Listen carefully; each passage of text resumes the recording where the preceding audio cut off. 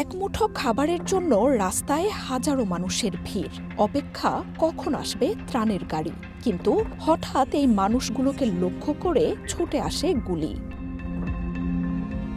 জাতিসংঘের ত্রাণকর্মীদের ক্যামেরায় ধরা পড়েছে এই ভয়ঙ্কর দৃশ্য, যা প্রকাশ করেছে রয়টার্স।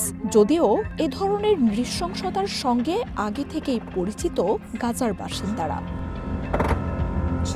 ত্রাণ নিতে আসা মানুষের ওপর গুলির সময় ভয়ে আতঙ্কে জাতিসংঘ কর্মীদের চিৎকারের শব্দও শোনা যায়। হামলা থেকে বাঁচতে লোকজনকে পিছু হটার আকুতি জানাচ্ছেন তারা।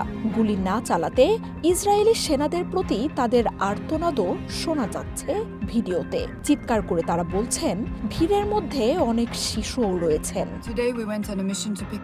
আমরা কেরেম শ্যালোম থেকে খাদ্য সামগ্রী আনতে যাচ্ছিলাম, তবে সেখানে পদে পদে বাধার মুখে পড়তে হয়েছে। ইসরায়েলি চেকপোস্ট থেকে যখন ছাড়া পেলাম, তখন শত শত মানুষ রাস্তার পাশে খাবারের অপেক্ষায় ছিল। গুলির মুখেও সরছে না ক্ষুধার্ত এসব মানুষ। চেকপোস্ট পেরিয়ে ত্রাণ বহনকারী গাড়িগুলো ছুটে আসার সাথে সাথে সেগুলোকে ঘিরে ধরেন তারা। প্রায় 2 বছরের যুদ্ধে গাজার 20 লাখ মানুষকে জিম্মি বানিয়েছে ইসরায়েল। নির্বিচার বিমান হামলা তো হচ্ছেই, এর সাথে গোটা অঞ্চলে খাবার, ওষুধ, জ্বালানি সহ নিত্য প্রয়োজনীয় পণ্যের অবরোধ। গাজায় ক্ষুধা ও অপুষ্টিতে এ পর্যন্ত 88 শিশু সহ প্রায় 150 মানুষের মৃত্যু হয়েছে।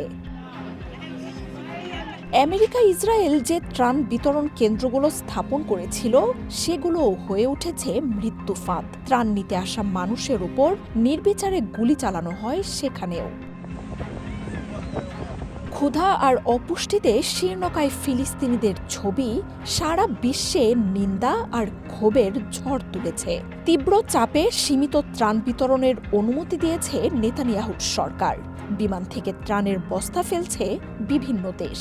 তবে সেসব সংগ্রহ করতে গাজার এক প্রান্ত থেকে আরেক প্রান্তে ছুটে বেড়ানো অভুক্ত মানুষের ছবি আরও হৃদয় বিদারক পরিস্থিতির সৃষ্টি করেছে।